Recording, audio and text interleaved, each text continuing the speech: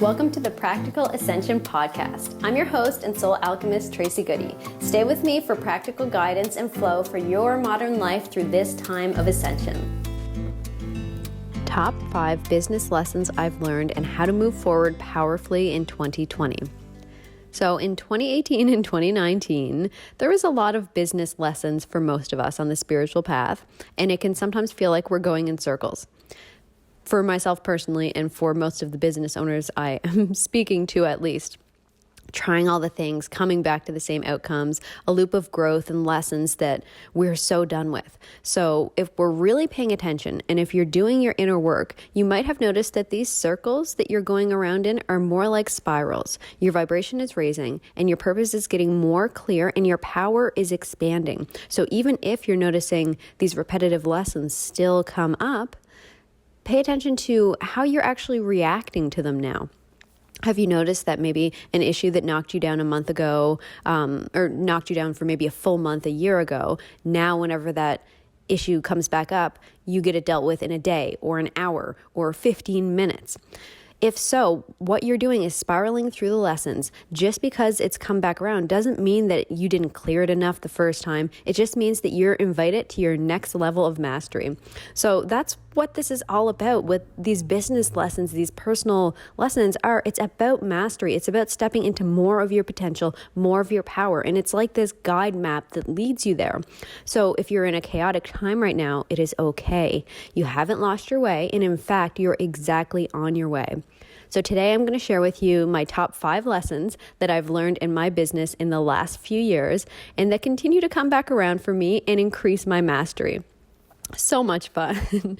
Number 1, and these are in no particular order, but number 1 is do not control. Do not try to control. Oh my God, control. I'm a logical person by nature, so control is also something that I tend to have by nature. So I know this one pretty well. So control, rigidity, too much structure, too much expectations, just take it easy.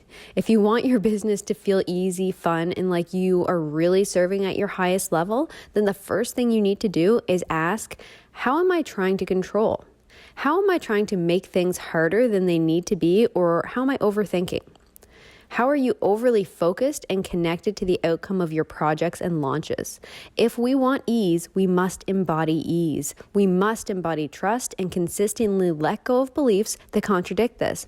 You can start this with like a childlike energy. So here's an example. So instead of the pattern of, so say your line of thinking, your energy is, I need to get this many clients in this time frame.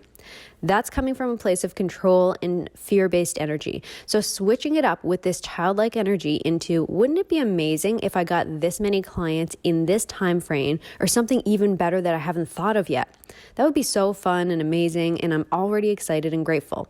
So you're changing the energy from need and control to gratitude. And when you're doing that, you're putting your trust in the universe to do its part.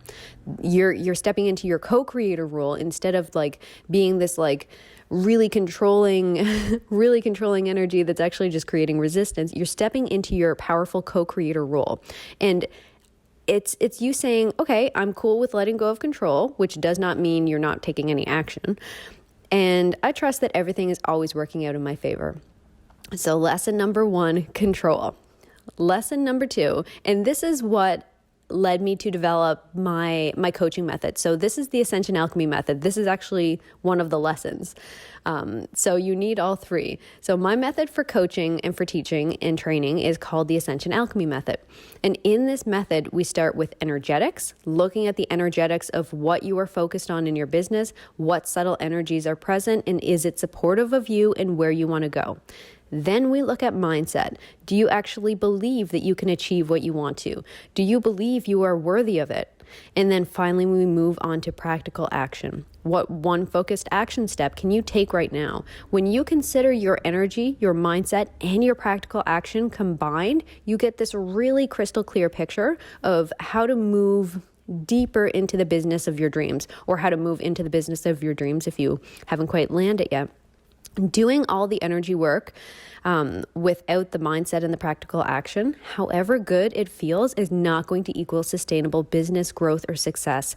So That was my second lesson, is really understanding the importance of all three. So I went through time periods where I was taking a lot of action, not focusing on mindset or energy enough, or I was focusing on mindset all the time, but not taking enough action, or I was focused on energy and action and not doing the mindset. So the sweet spot really comes when you allow yourself to see it as this full circle of energy, mindset, and practical action. All right, lesson number 3. Trust your inner voice above all else. And this should be pretty simple for someone like me that teaches advanced intuition.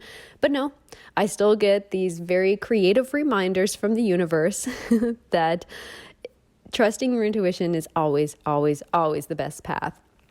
And I still will make some choices with my logic. Maybe I'm feeling rushed, or maybe I got temporarily insane. I don't know why. But whatever the case, I've been invited to mastery with this subject more times than I can count.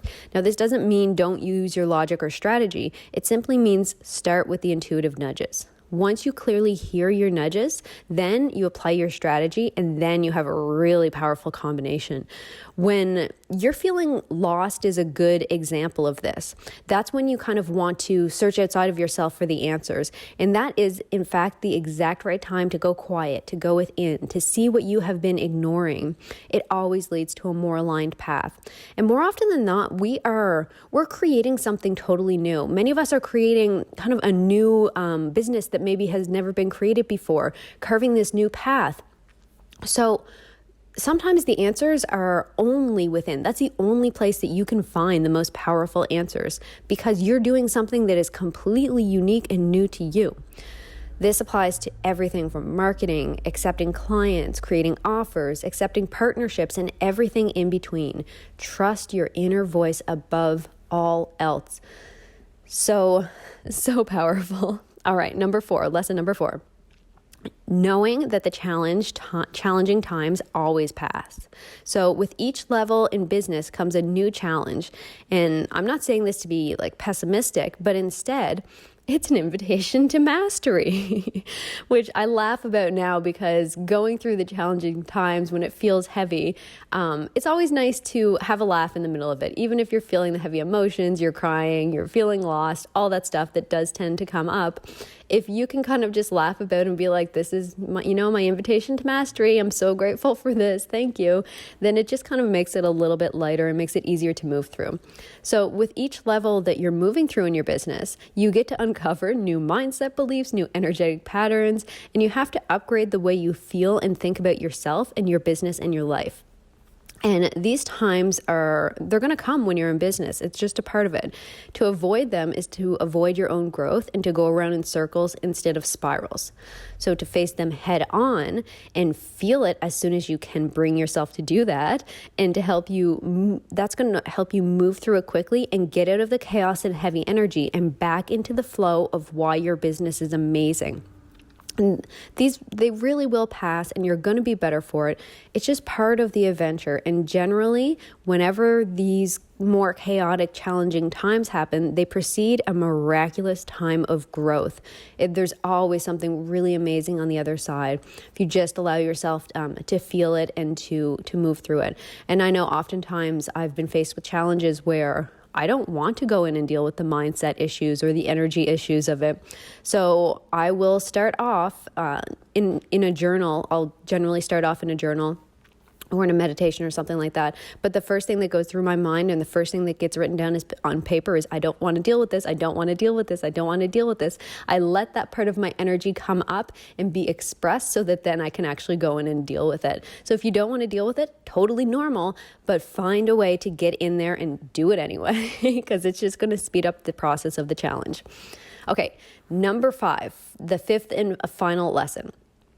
Your why is always far more important than your what. So the subtle energy that's behind everything you do in business is far greater than what you are actually doing.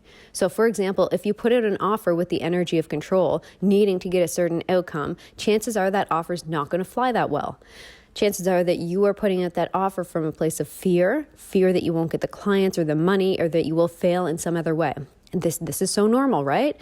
I'm not saying this because it's not okay to do this. It's a part of the progress of growth to do this. So it's a normal part of the work that we do as spiritual entrepreneurs. We're here to change the definition of what business means, to create our own paths. We're working on some next level stuff. And that means we need to be on our toes with this subtle energy, right? Asking, why am I putting this offer out there? See what comes up. It's normal to have fear and control at the forefront, but if you can shift your mindset to excitement, joy, love, and being of service, and yeah, you can still be focusing on money, but only if you feel good about money. If you're feeling heavy about money and money's the reason you're putting something out there, crickets. Like, that's what you're going to get back. If you're feeling money is so easy, everything flows, it's just so lovely, I'm so grateful, and you're putting it out there being like, I'm going to make some money with this, it's going to flow a lot easier. So only putting the energy into it that feels really, really good.